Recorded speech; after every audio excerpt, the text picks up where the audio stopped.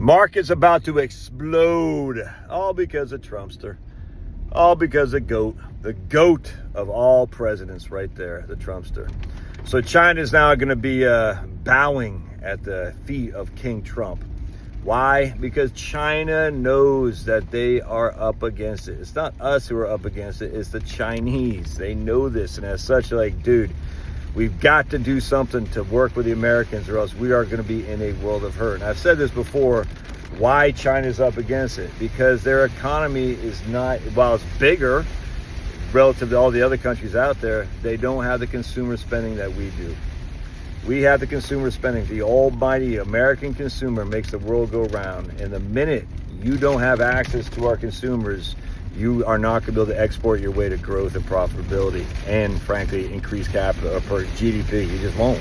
And as such, what happens with China here, China says, hey, we need to keep our flows going to the United States.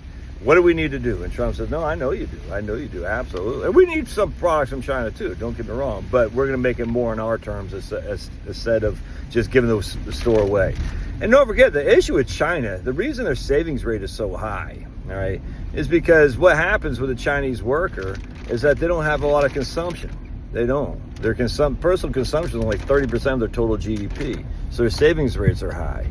So if they want to increase their personal consumption, what do they got to do? Well, they either renege on their high savings rates, which everyone says hurts the economy, which I don't believe for 2 seconds flat, or they got to get an increase in their income to have more consumption money. Well, if they get an increase in income, what does that do to the cost of labor? Oh, it raises the cost of labor. And what does that do for their exports? Oh, lowers their exports because now the Chinese model, which is based on cheap exports, i.e. we import their crap, becomes more expensive. Now they look less expensive. They look less beneficial than if we can get it from India, if we can get it from Thailand, if we can get it from Vietnam, or hopefully we can get it from our own self-production.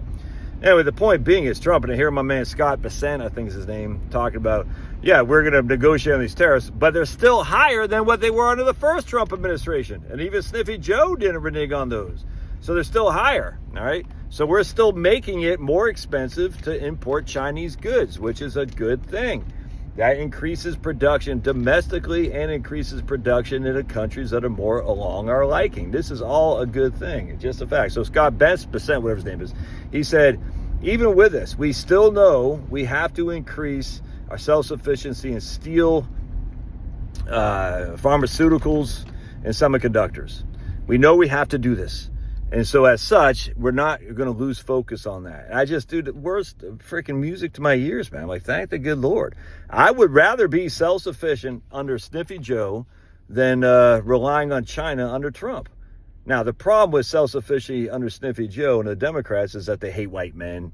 They want unlimited abortion. They want transgenders to play freaking, and the whole thing. They're so freaking, they hate guns. So I'd rather be, it's a tough one there. I'd rather be reliant on China and have common sense social policies as a white man, Christian white man who owns guns, than I would be self-sufficient on a Biden where basically white men are evil and you can't have guns and all that.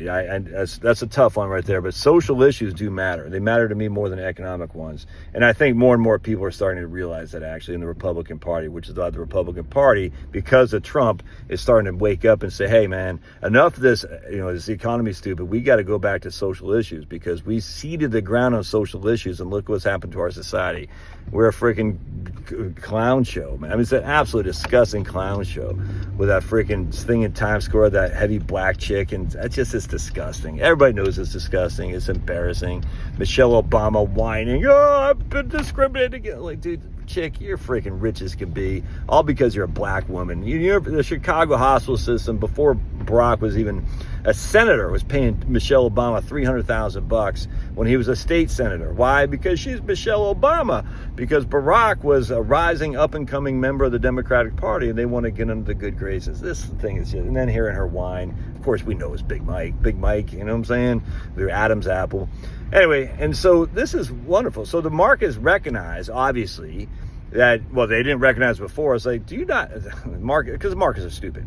So did you not realize, and I haven't read The Art of the Deal, I need to, but I've had enough people tell me about it. Basically, Trump throws out a wide net recognizing he's going to pull some of it back to get the fishes he wants. And that's what he's doing. He says, I want 145% tariff on China.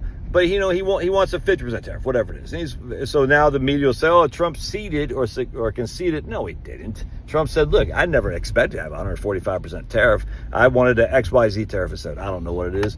But so now he gets it. People say he's backtracking. He still has higher tariffs now than what we did under his first term in Biden. It's just as crazy. But whatever, man.